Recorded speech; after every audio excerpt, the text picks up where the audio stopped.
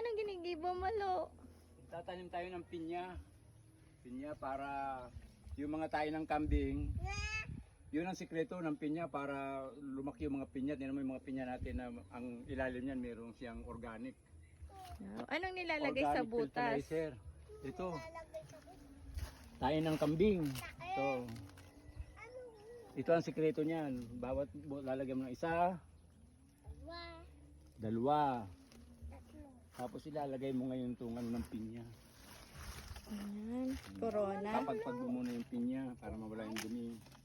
Ayoko nun eh, matusok. Matusok talaga to. Yan ang sikreto ng pinya para malalaki. Ang bunga. Hanggang saan ang lalim ng pinya? Mga 2 dangkal kalahati. May tayo kasi ng ano ito. O, tingnan mo yung organic fertilizer. Oh. May mga bulatis siya. Bulati. Marami din. Yan o. Marami siyang bulati. Healthy. Pero healthy siya. Ilang dangkal ang pagitan ng bawat pinya? Ano lang, mga 20 cm siguro. 20 20 centimeter. Para pag lumaki sila, hindi sila siksikan. Hindi sila siksikan. Kasi 5 years yan bago ka magpapalit. Wow. Kasi pag namunga siya, magkakaroon siya ng suwi, yun na naman ang mamubunga. Mga 4 na taon yun bago ka magpapalit. Ilang beses nagbubunga ang pinya? Isa lang, sa isang taon. Isa lang Sa siya. isang taon.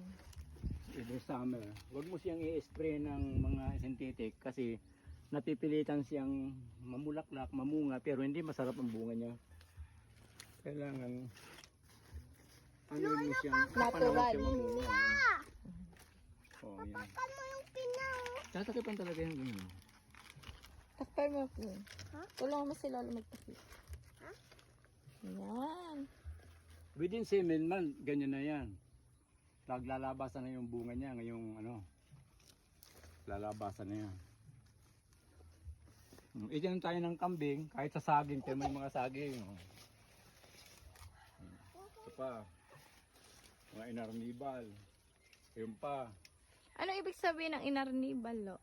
Yun ang tawag sa Bicol nung araw pa, yung inarnibal. Pero masarap yan, masarap na saging, matamis.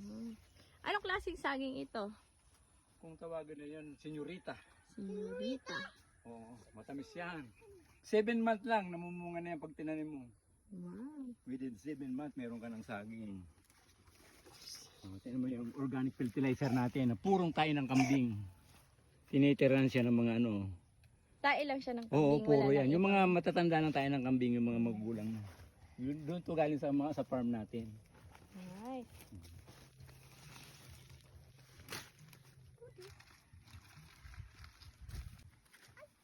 Hindi mo na kailangan bumili ng synthetic na abonong napakamahal. Low maintenance. Oh, low maintenance. Low maintenance na. Saan yung bago para?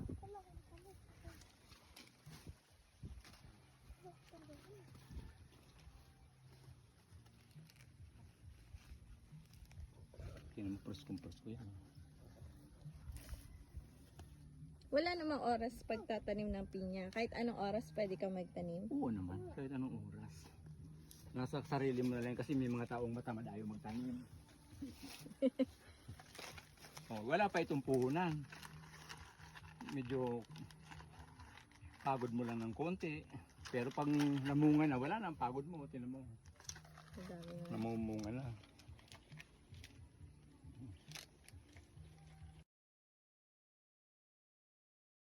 Yan yung suhi. Yan yung Oo. magiging binhi. Yan, ito yung maging bini. Dito ka rin kukuha. Hindi lang pala yung corona yung pwede mo yung Hindi, itanim. kukuha ka dyan. Babawasan mo. Titirahan mo lang siya ng isa para malaki din ang bunga niya.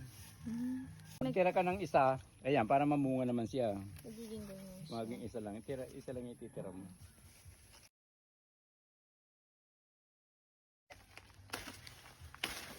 Yan. Anong klaseng saging yan, Lo? Bunguran. Ba't mo pinuputol, Lo, yung puno? Para hindi siya hindi naman mapanpanan. Para masikatan ng araw yung mga kasama.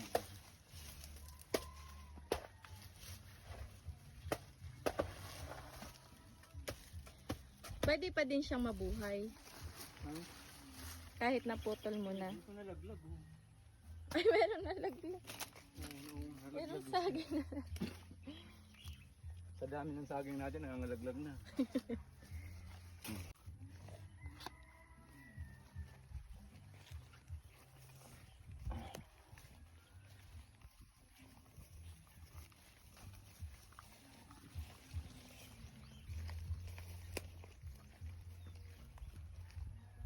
Sitaw.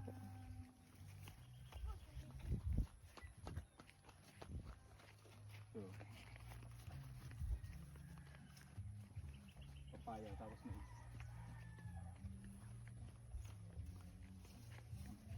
Tapos na yun. Ah, ano?